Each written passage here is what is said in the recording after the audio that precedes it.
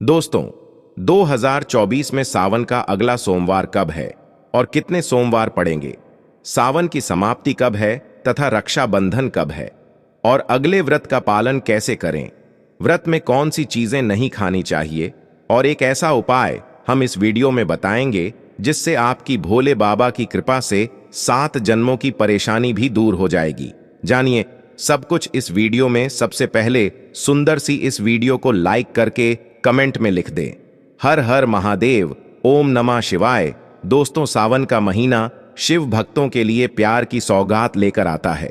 यही वो महीना है जिसे हम प्यार का महीना भी कहते हैं। पक्षियों की चहचहाहट मधुर संगीत में बदल जाती है, वर्षा ऋतुओं का आगमन होता है, प्रकृति जगमग्न हो जाती है, खूबसूरत शब्दों से आपस में बातें करती हैं। साथ ही साथ शिव भक्त बड़े जोरों शोरों के साथ सावन के महीने का बड़ी ही बेसब्री से इंतजार करते हैं। सावन में भगवान शिव धरती पर आकर अपने हर भक्त के घर में वास करते हैं और उनकी सच्ची भक्ति से धन धान्य करते हैं। सावन का हर एक दिन बहुत ही शुभ माना जाता है, हर दिन पवित्र होता है, हर दिन भगवान शिव की पूजा की जाती है। लेकिन सोमवार के व्रत की बात ही कुछ और होती है। ये एक पवित्र और शुभ दिन होता है, सोमवार का दिन। इस दिन व्रतधारी व्रत रखकर संपूर्ण फलों की प्राप्ति करते हैं और अगले दिन सावन के पवित्र महीने में फिर से सोमवार के व्रत के आने की कामना करते हैं, ताकि सावन में हम व्रत का फिर से संपूर्ण पालन और फल प्राप्त कर सके। दोस्तों, आपको बता दें, इस बार वर्ष 2024 में सावन का महीना 22 जुलाई को सोमवार के दिन पड़ेगा तथा सावन की समाप्ति होगी 19 अगस्त के दिन, और सावन के आखिरी सोमवार के दिन ही 19 अगस्त यानी सोमवार के दिन ही रक्षाबंधन का त्योहार भी मनाया जाएगा। दोस्तों, चलिए ऐसे में हम जानते हैं सावन के इस पवित्र महीने में कौन सी गलती नहीं करनी चाहिए जिससे कि शिव जी नाराज ना हो। और सावन व्रत में ये फल कभी मत खाना, नहीं तो भगवान भोले बाबा आपसे क्रोधित हो सकते हैं, आपका व्रत टूट सकता है।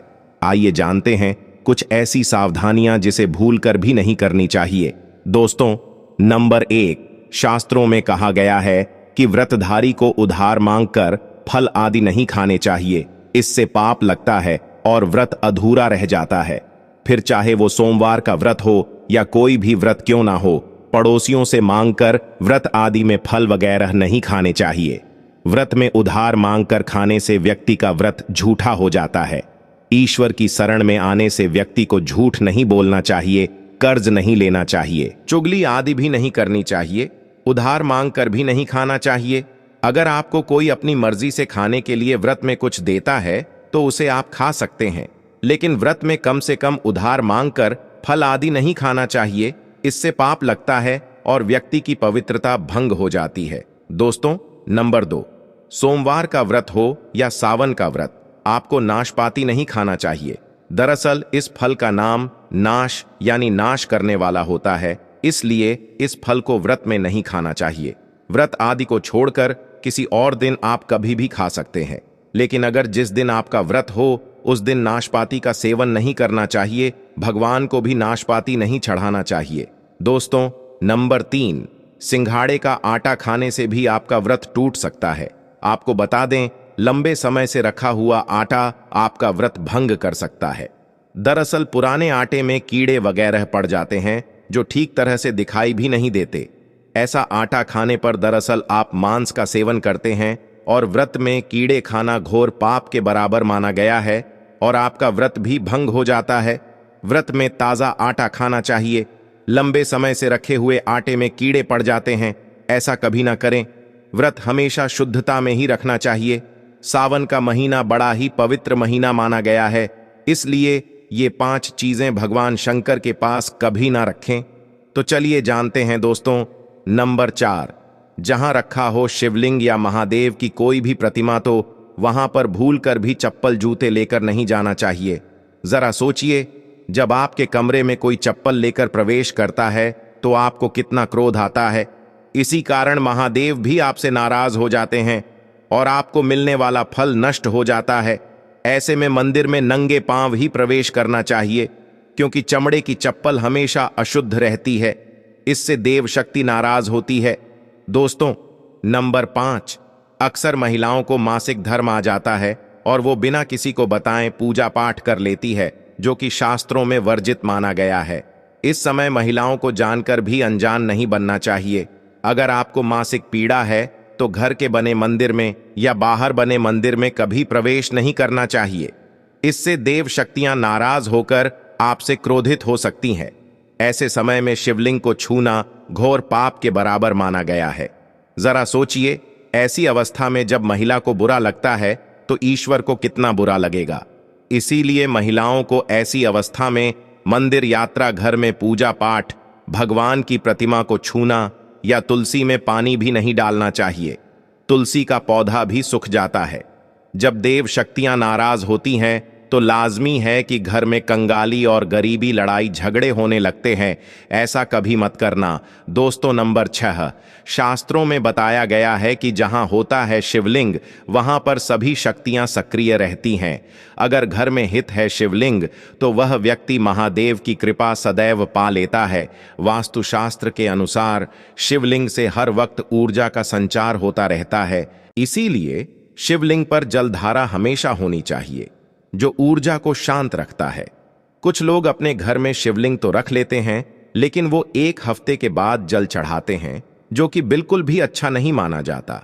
अगर आप जल नहीं चढ़ा सकते तो आप अपने घर में शिवलिंग स्थापित कभी ना करें, जो कि गरुड़ पुराण में बताया गया है। इससे उल्टा घर में विनाश होता है। दोस्तों, नंबर 7, शास्त्रों में बताया गया है कि तुलसी और महादेव का बैर माना गया है। इसी कारण तुलसी में शिवलिंग और गणेश की प्रतिमा को नहीं रखा जाता। कई लोग जाने अनजाने में शिवलिंग को तुलसी में रख देते हैं और घर में परेशानियां आना शुरू हो जाता है। इससे महाशक्तियां क्रोधित हो जाती हैं। शिवलिंग पर तुलसी भी नहीं चढ़ाना चाहिए। तुलसी में और शिवलिंग में कुछ दूरी होनी चाहिए। दोस्तों, नंबर 8, घर का मंदिर या बाहर का मंदिर।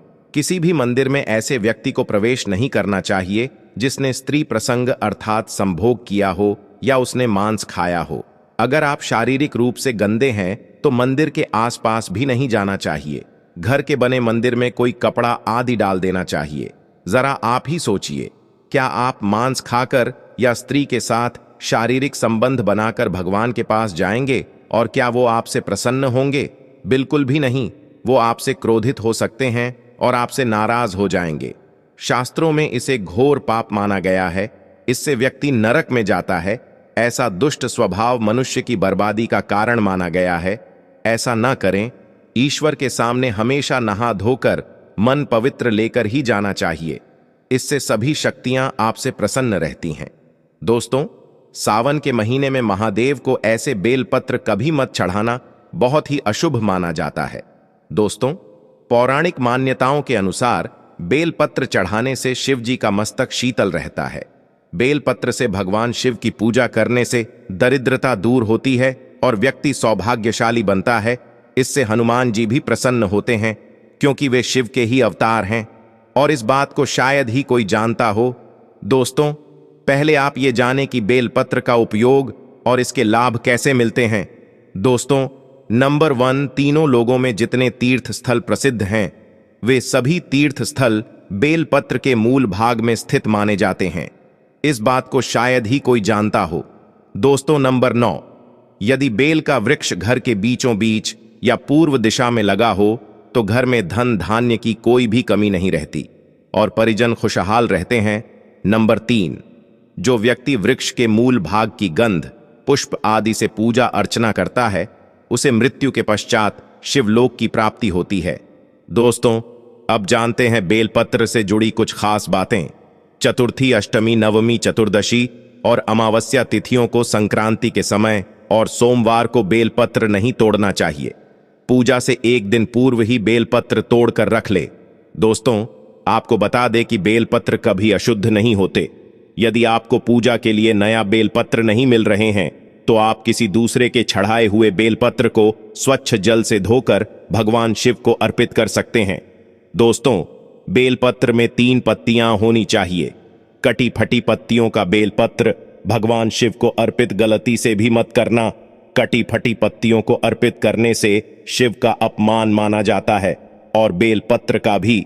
इसलिए बेलपत्र की पत्तियां एकदम साफ होनी चाहिए। दोस्तों, सावन के इस पवित्र महीने में अगर जिस व्यक्ति को ये 5 संकेत मिल जाए तो इससे ये पता चलता है कि महादेव आपकी भक्ति से बहुत प्रसन्न है और आपको धनी होने से कोई भी नहीं रोक सकता। दोस्तों, कमेंट में हर हर महादेव अवश्य लिखें। महादेव अपनी कृपा हमेशा आप पर बनाए रखेंगे। तो चलिए जानते हैं दोस्तों। नंबर 10, बैल का दरवाजे पर आना। नंदी महाराज भगवान भोलेनाथ के वाहन है। नंदी को भगवान शिव का द्वारपाल भी कहा गया है। नंदी महाराज को बुद्धि और ज्ञान का प्रतीक माना गया है।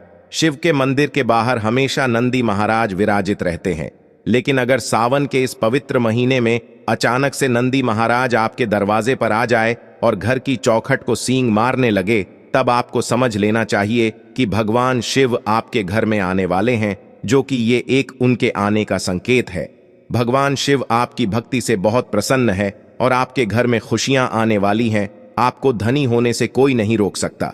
लेकिन याद रहे, नंदी महाराज को तिलक लगाकर मीठा भोग जरूर खिलाएं। दोस्तों, नंबर 2, सावन के पवित्र महीने में अचानक से आपके सपनों में अगर शिवलिंग दिखाई दे जाए, अर्थात भगवान शिव दिखाई दे जाए, तो इसे आपको ये समझना चाहिए कि अब आपके जीवन से परेशानियों का अंत जल्दी हो जाएगा। भगवान शिव आपकी सच्ची आराधना भक्ति से बहुत खुश है और वो आपके घर में आने वाले हैं। ऐसे में याद रहे, शिव की भक्ति में कोई भी कमी नहीं आनी चाहिए। घर को गंदा मत रखना, क्योंकि आपके घर में भगवान शिव आने वाले हैं। दोस्तों, नंबर 3, शास्त्रों के अनुसार माना गया है कि नीलकंठ भगवान शिव का प्रतीक है। अगर आपके घर में सावन के महीने में नीलकंठ छत पर आकर बैठ जाए तो उसे भूल कर भी मत भगाना, क्योंकि ये भगवान शिव का प्रतीक माना गया है। ऐसे में आपको खुश होना चाहिए, क्योंकि भगवान शिव आपकी भक्ति से बहुत खुश है। शास्त्रों में बताया गया है कि नीलकंठ अगर मनुष्य के घर पर आकर बैठ जाए तो साक्षात घर में महाशिव के आने के संकेत माने गए हैं। अब आपके बुरे दिन जाने वाले हैं। कहते हैं श्री राम ने इस पक्षी के दर्शन करने के बाद ही रावण पर विजय प्राप्त की थी। दोस्तों, नंबर 11, सावन के पवित्र महीने में अचानक से घर में काला सांप निकल आए तो बहुत ही शुभ माना गया है। इसे बिल्कुल भी ना मारे। ये भगवान शिव के आने का संकेत है। जिनकी भक्ति से महादेव प्रसन्न होते हैं, तब महादेव किसी खास अवसर पर ही अपने दर्शन देते हैं। सावन का महीना बहुत ही पवित्र महीना माना गया है। यही वो महीना है जिसमें भगवान शिव धरती पर आते हैं और उसी घर में अपना वास बना लेते हैं जो सच्चा भक्त होता है। सपनों में किसी नाग नागिन का जोड़ा देखना बहुत ही शुभ माना गया है। ये घर में शिव के आने का संकेत है। अब आपको खुश होने की जरूरत है। दोस्तों, नंबर 12, सावन के शुभ अवसर पर सोमवार के दिन डमरू की आवाज, घंटियों की आवाज सुनाई दे जाए तो ये अत्यंत शुभ माना गया है। इसका अर्थ ये है कि भगवान भोलेनाथ आपसे प्रसन्न है और जल्दी आपके घर और जीवन में प्रवेश करने वाले हैं, जिससे आपका आर्थिक संकट दूर होकर जीवन में सुख समृद्धि आने वाली है। महादेव आपसे बहुत खुश हैं। दोस्तों, आप जानते हैं सावन के पवित्र समय में मंदिर में घंटी क्यों बजाई जाती है, ताली क्यों बजाई जाती है, मंदिर के अंदर कारण क्या है? तो ये पुराण है कि मंदिर के अंदर या घर के अंदर आप गरुड़ घंटी जब बजाते हो तो शिव महापुराण की कथा और लिंग पुराण की कथा, विष्णु पुराण की कथा कहती है। मात्र घंटी का नाद कर देने से जितने भूमि पर तीर्थ है, जितने साधक साधना कर रहे होते हैं, जितने तप कर रहे होते हैं, जितनी पवित्र नारी स्त्री का पालन कर रही होती है, जितने दान हो रहे होते हैं, कुछ समय पर जिस समय तुमने घंटी बजाई है उस पल वो सारे पुण्य घंटी का नाद करते से तुम्हारे खाते में आ जाते हैं। शंकर जी के मंदिर में जाकर ताली का नाद किया जाता है। ताली शिव मंदिर में क्यों बजाई जाती है? मंदिर में जितने भी बैठे होंगे, जो भजन कर रहे होंगे, जो साधना कर रहे हैं, अभिषेक कर रहा है, पूजन कर रहा है, 3 बार ताली बजाने से उनका सारा का सारा पुण्य हमारे खाते में आ जाता है, खींचा चला आता है, हमारा भाग्य प्रबल हो जाता है, 1 सेकंड में हमारे खाते में आ जाता है और हमें लगता है हम शंकर को रिझा रहे हैं। घर में गरुड़ घंटी का नाद करना। दोस्तों, इसीलिए बच्चों को खेलने के लिए घंटी नहीं दी जाती। गरुड़ घंटी कोई खेलने को नहीं देता, दूसरा सामान दे देंगे, पर गरुड़ घंटी नहीं देंगे। क्यों नहीं देते? क्योंकि गरुड़ घंटी का जब नाद किया जाता है तो सबका पुण्य हमारे खाते में जाता है। कोई साधारण नहीं है घंटी बजाना।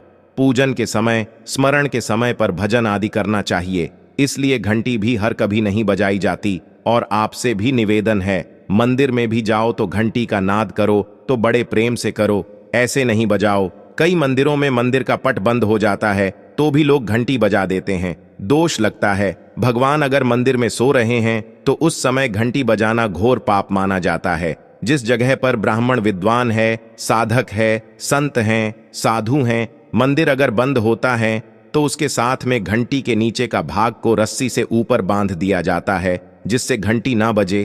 कहते हैं भगवान अगर विश्राम कर रहे हैं, सो रहे हैं, निंद्रावश्य में है या पट बंद है, कुछ समय में पट बंद का समय है और घंटी का अगर नाद हो जाए तो 11 ब्राह्मण के भूखे रहने का दोष लग जाता है।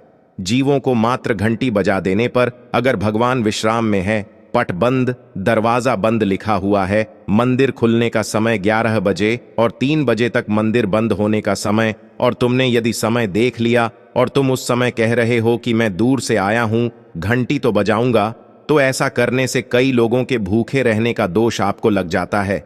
घंटी बजाने का सबसे शुभ समय माना जाता है सुबह 4 बजे से लेकर सुबह 11 बजे तक अत्यंत दुर्लभ और मंगलकारी माना जाता है।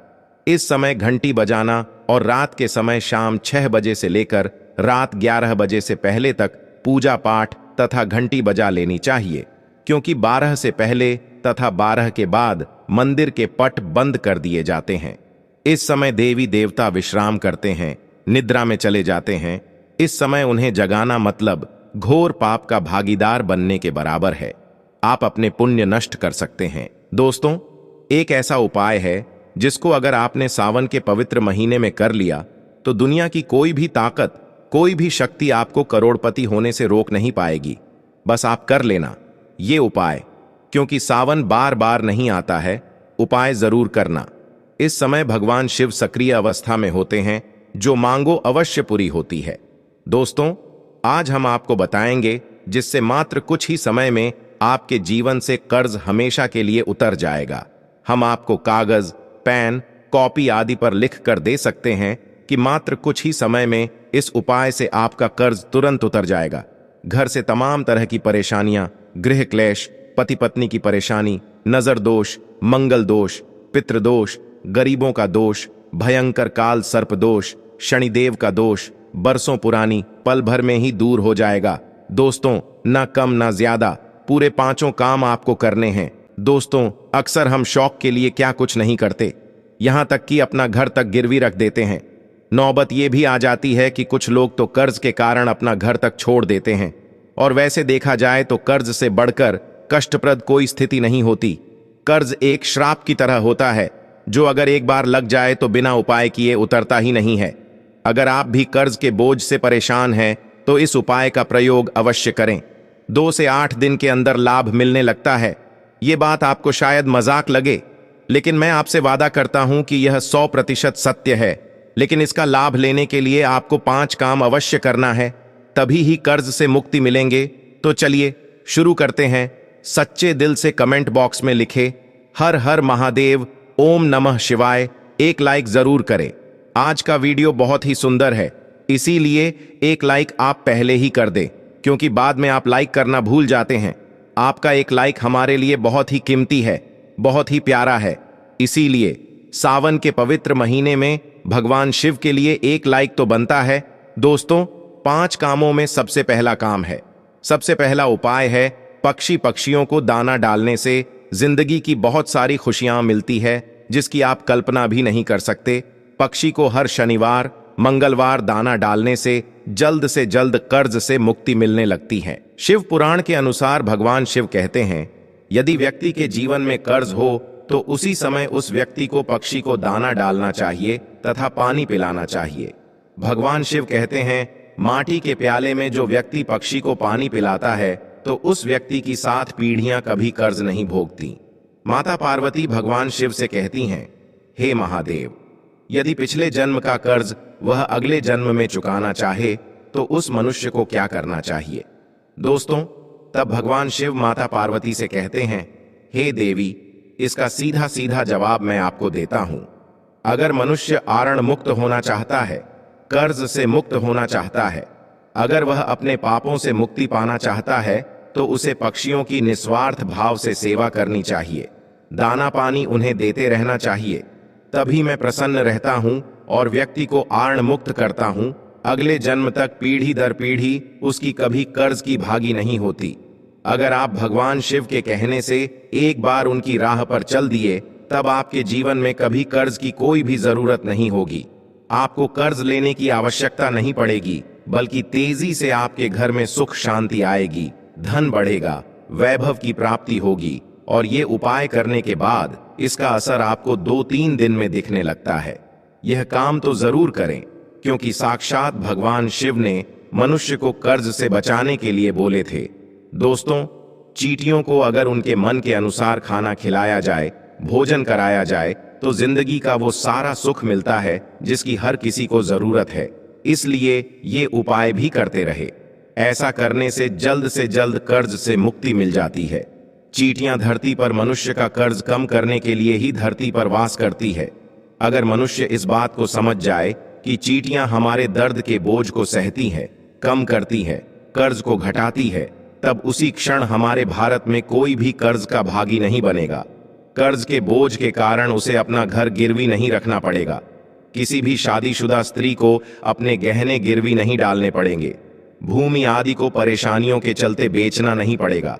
दोस्तों, चींटियों का तो काम ही होता है मनुष्य के जीवन से आरण को हमेशा के लिए दूर करना। कर्ज को चींटियां कैसे कम करती है, वो उपाय हम आपको बताने वाले हैं, तो वीडियो के अंत तक बने रहना। चींटियों को ये एक चीज अवश्य खिला देना, उसी दिन से आपका कर्ज धीरे धीरे उतरने लगेगा। क्या चीज आपको खिलानी है वो हम वीडियो में बता रहे हैं। बस आप वीडियो में बने रहना और वीडियो को लाइक जरूर करें। दोस्तों, देखिए चींटियों को आप ऐसा क्या खिलाएं जिससे उसी क्षण हम आरण मुक्त हो जाए, कर्ज हमारा छू मंत्र से उतर जाए। क्योंकि हमने शुरू में ही बताया था, शास्त्रों में लिखा है कि चींटियां मनुष्य का कर्ज कम करती है, कर्ज को घटा देती है, समाप्त कर देती है। बस चींटियों को खिला देना। यह एक चीज शास्त्रों के अनुसार माना जाता है कि जब यमराज के दूत मृतक के शरीर से उसकी आत्मा यमराज जी के पास लेकर के पहुंचते हैं, तब उसे कुछ याद नहीं रहता।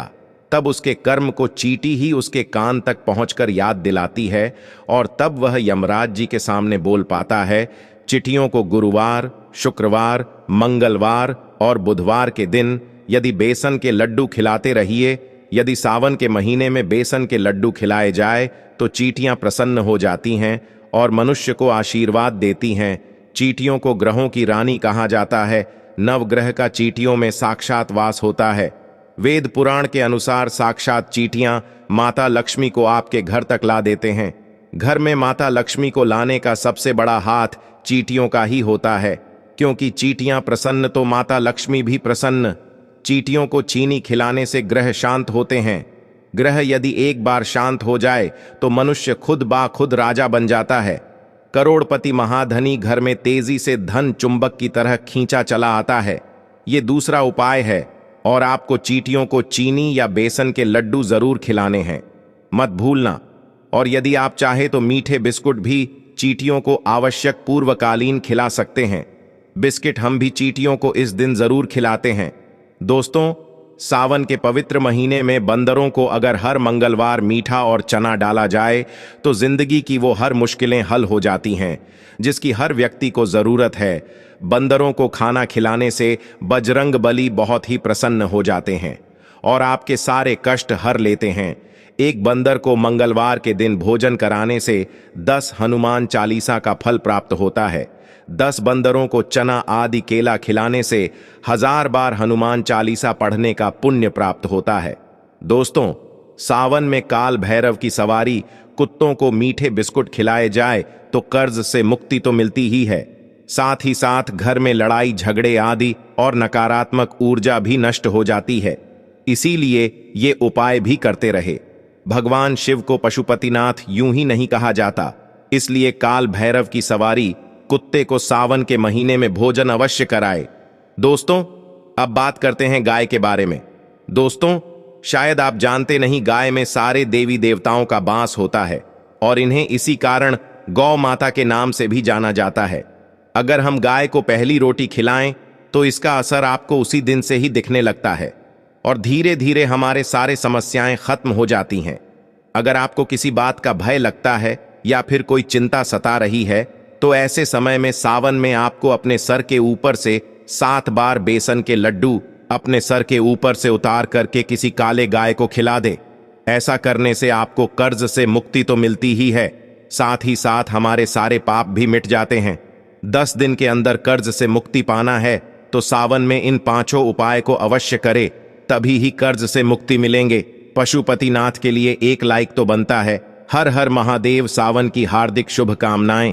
दोस्तों, सावन के इस पवित्र महीने में अगर जिस व्यक्ति को ये 5 संकेत मिल जाए तो इससे ये पता चलता है कि महादेव आपकी भक्ति से बहुत प्रसन्न है और आपको धनी होने से कोई भी नहीं रोक सकता। दोस्तों, कमेंट में हर हर महादेव अवश्य लिखें। महादेव अपनी कृपा हमेशा आप पर बनाए रखेंगे। तो चलिए जानते हैं दोस्तों। नंबर 10, बैल का दरवाजे पर आना। नंदी महाराज भगवान भोलेनाथ के वाहन है। नंदी को भगवान शिव का द्वारपाल भी कहा गया है। नंदी महाराज को बुद्धि और ज्ञान का प्रतीक माना गया है। शिव के मंदिर के बाहर हमेशा नंदी महाराज विराजित रहते हैं। लेकिन अगर सावन के इस पवित्र महीने में अचानक से नंदी महाराज आपके दरवाजे पर आ जाए और घर की चौखट को सींग मारने लगे, तब आपको समझ लेना चाहिए कि भगवान शिव आपके घर में आने वाले हैं, जो कि ये एक उनके आने का संकेत है। भगवान शिव आपकी भक्ति से बहुत प्रसन्न है और आपके घर में खुशियां आने वाली हैं। आपको धनी होने से कोई नहीं रोक सकता।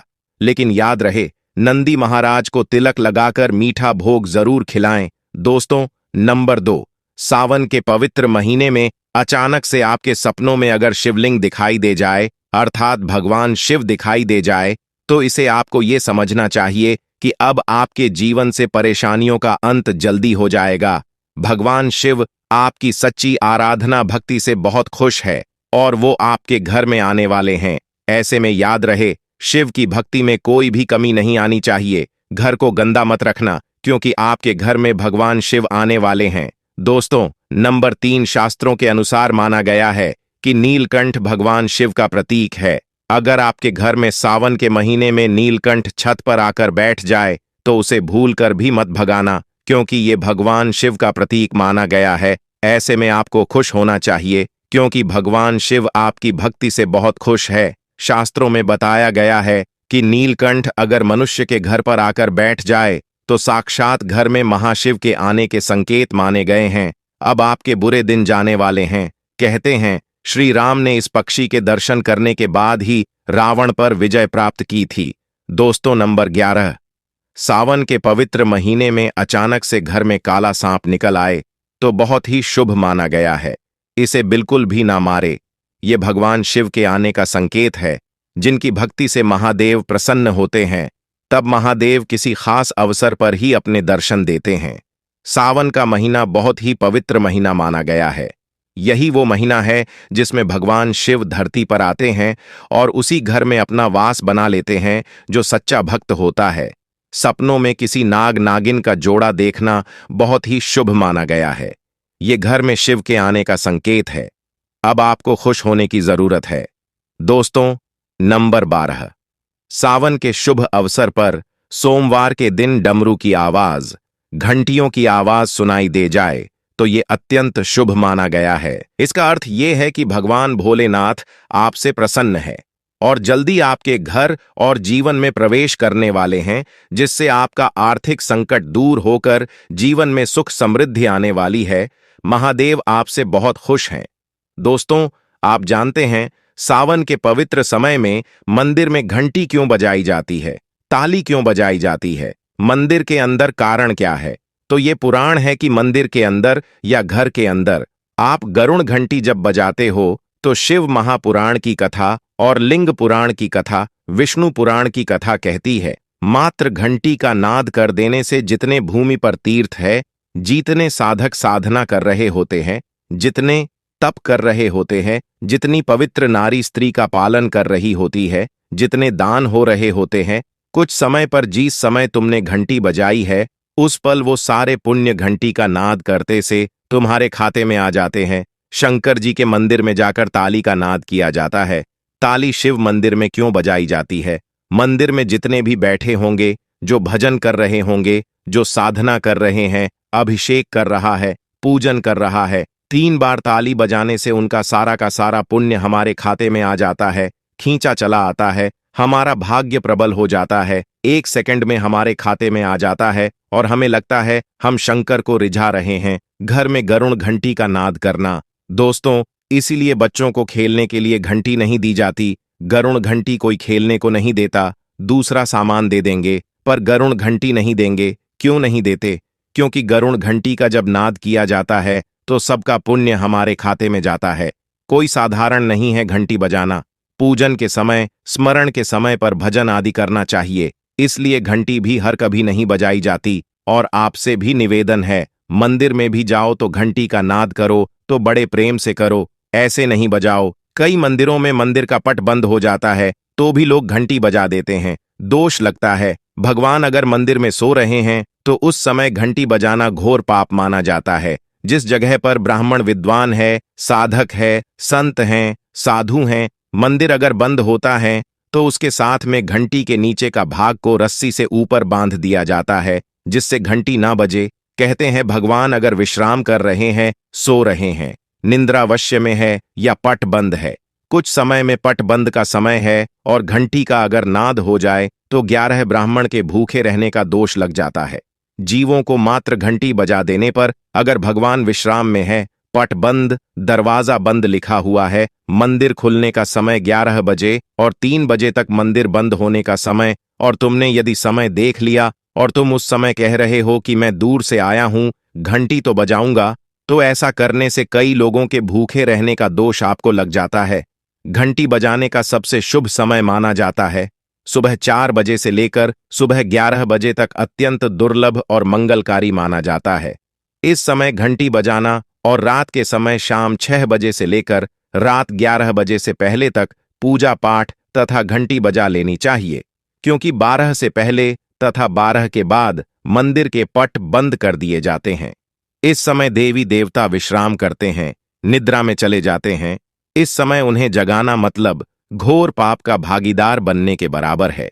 आप अपने पुण्य नष्ट कर सकते हैं। दोस्तों, एक ऐसा उपाय है जिसको अगर आपने सावन के पवित्र महीने में कर लिया तो दुनिया की कोई भी ताकत, कोई भी शक्ति आपको करोड़पति होने से रोक नहीं पाएगी।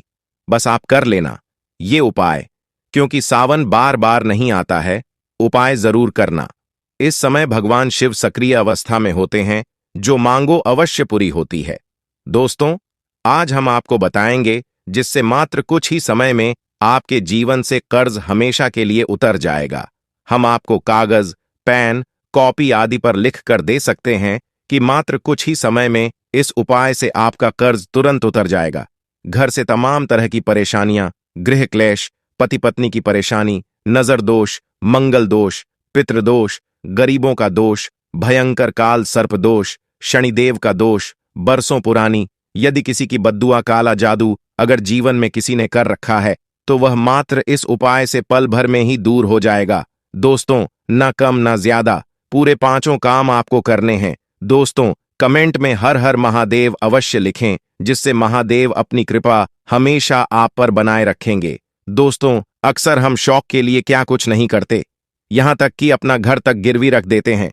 नौबत ये भी आ जाती है कि कुछ लोग तो कर्ज के कारण अपना घर तक छोड़ देते हैं, और वैसे देखा जाए तो कर्ज से बढ़कर कष्टप्रद कोई स्थिति नहीं होती।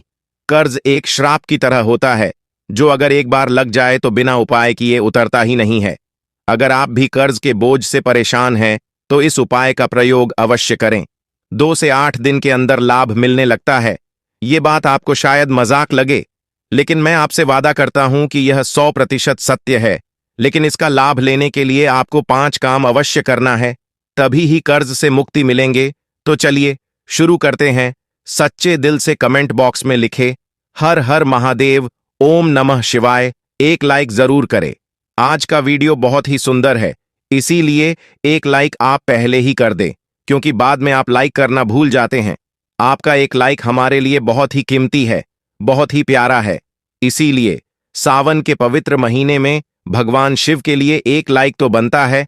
दोस्तों, 5 कामों में सबसे पहला काम है, सबसे पहला उपाय है पक्षियों को दाना डालने से जिंदगी की बहुत सारी खुशियां मिलती है जिसकी आप कल्पना भी नहीं कर सकते। पक्षी को हर शनिवार मंगलवार दाना डालने से जल्द कर्ज से मुक्ति मिलने लगती है। शिव पुराण के अनुसार भगवान शिव कहते हैं, यदि व्यक्ति के जीवन में कर्ज हो तो उसी समय उस व्यक्ति को पक्षी को दाना डालना चाहिए तथा पानी पिलाना चाहिए। भगवान शिव कहते हैं, माटी के प्याले में जो व्यक्ति पक्षी को पानी पिलाता है तो उस व्यक्ति की 7 पीढ़ियां कभी कर्ज नहीं भोगती। माता पार्वती भगवान शिव से कहती हैं, हे महादेव, यदि पिछले जन्म का कर्ज वह अगले जन्म में चुकाना चाहे तो उस मनुष्य को क्या करना चाहिए। दोस्तों, तब भगवान शिव माता पार्वती से कहते हैं, हे देवी, इसका सीधा सीधा जवाब मैं आपको देता हूं। अगर मनुष्य आरण मुक्त होना चाहता है, कर्ज से मुक्त होना चाहता है, अगर वह अपने पापों से मुक्ति पाना चाहता है तो उसे पक्षियों की निस्वार्थ भाव से सेवा करनी चाहिए, दाना पानी उन्हें देते रहना चाहिए। तभी मैं प्रसन्न रहता हूं और व्यक्ति को आर्ण मुक्त करता हूं। अगले जन्म तक पीढ़ी दर पीढ़ी उसकी कभी कर्ज की भागी नहीं होती। अगर आप भगवान शिव के कहने से एक बार उनकी राह पर चल दिए, तब आपके जीवन में कभी कर्ज की कोई भी जरूरत नहीं होगी। आपको कर्ज लेने की आवश्यकता नहीं पड़ेगी, बल्कि तेजी से आपके घर में सुख शांति आएगी, धन बढ़ेगा, वैभव की प्राप्ति होगी। और ये उपाय करने के बाद इसका असर आपको 2-3 दिन में दिखने लगता है। यह काम तो जरूर करें, क्योंकि साक्षात भगवान शिव ने मनुष्य को कर्ज से बचाने के लिए बोले थे। दोस्तों, चींटियों को अगर उनके मन के अनुसार खाना खिलाया जाए, भोजन कराया जाए, तो जिंदगी का वो सारा सुख मिलता है जिसकी हर किसी को जरूरत है। इसलिए ये उपाय भी करते रहे। ऐसा करने से जल्द कर्ज से मुक्ति मिल जाती है।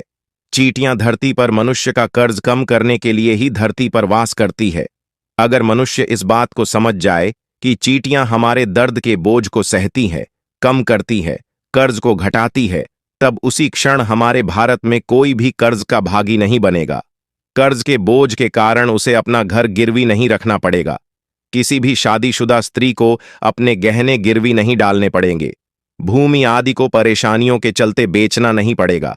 दोस्तों, चींटियों का तो काम ही होता है मनुष्य के जीवन से आरण को हमेशा के लिए दूर करना। कर्ज को चींटियां कैसे कम करती है, वो उपाय हम आपको बताने वाले हैं, तो वीडियो के अंत तक बने रहना। चींटियों को ये एक चीज अवश्य खिला देना, उसी दिन से आपका कर्ज धीरे धीरे उतरने लगेगा। क्या चीज आपको खिलानी है वो हम वीडियो में बता रहे हैं।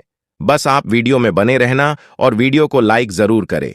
दोस्तों, देखिए चींटियों को आप ऐसा क्या खिलाएं जिससे उसी क्षण हम आरण मुक्त हो जाएं, कर्ज हमारा छू मंत्र से उतर जाए।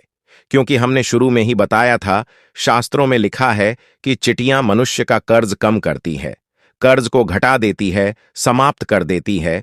बस चींटियों को खिला देना।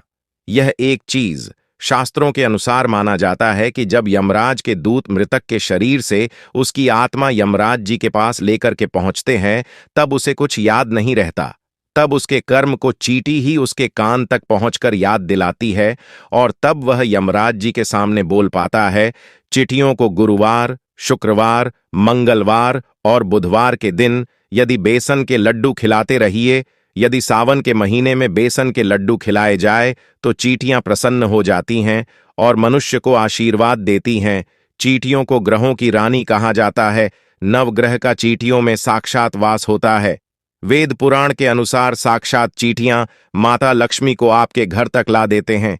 घर में माता लक्ष्मी को लाने का सबसे बड़ा हाथ चींटियों का ही होता है, क्योंकि चींटियां प्रसन्न तो माता लक्ष्मी भी प्रसन्न। चींटियों को चीनी खिलाने से ग्रह शांत होते हैं।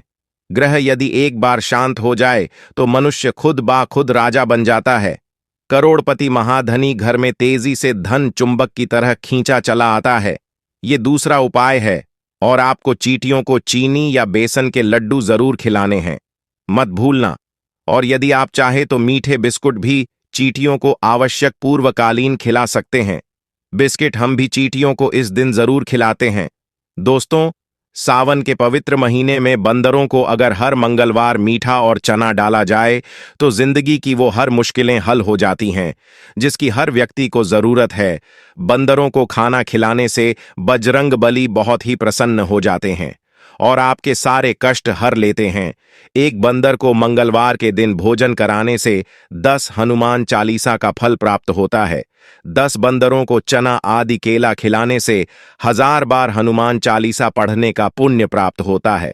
दोस्तों, सावन में काल भैरव की सवारी, कुत्तों को मीठे बिस्कुट खिलाए जाए तो कर्ज से मुक्ति तो मिलती ही है, साथ ही साथ घर में लड़ाई झगड़े आदि और नकारात्मक ऊर्जा भी नष्ट हो जाती है। इसीलिए ये उपाय भी करते रहे। भगवान शिव को पशुपतिनाथ यूं ही नहीं कहा जाता, इसलिए काल भैरव की सवारी कुत्ते को सावन के महीने में भोजन अवश्य कराए। दोस्तों, अब बात करते हैं गाय के बारे में। दोस्तों, शायद आप जानते नहीं, गाय में सारे देवी देवताओं का वास होता है और इन्हें इसी कारण गौ माता के नाम से भी जाना जाता है। अगर हम गाय को पहली रोटी खिलाएं तो इसका असर आपको उसी दिन से ही दिखने लगता है और धीरे धीरे हमारे सारे समस्याएं खत्म हो जाती हैं। अगर आपको किसी बात का भय लगता है या फिर कोई चिंता सता रही है तो ऐसे समय में सावन में आपको अपने सर के ऊपर से 7 बार बेसन के लड्डू अपने सर के ऊपर से उतार करके किसी काले गाय को खिला दे। ऐसा करने से आपको कर्ज से मुक्ति तो मिलती ही है, साथ ही साथ हमारे सारे पाप भी मिट जाते हैं। 10 दिन के अंदर कर्ज से मुक्ति पाना है तो सावन में इन 5 उपाय को अवश्य करे, तभी ही कर्ज से मुक्ति मिलेंगे। पशुपतिनाथ के लिए एक लाइक तो बनता है। हर हर महादेव। सावन की हार्दिक शुभकामनाएं।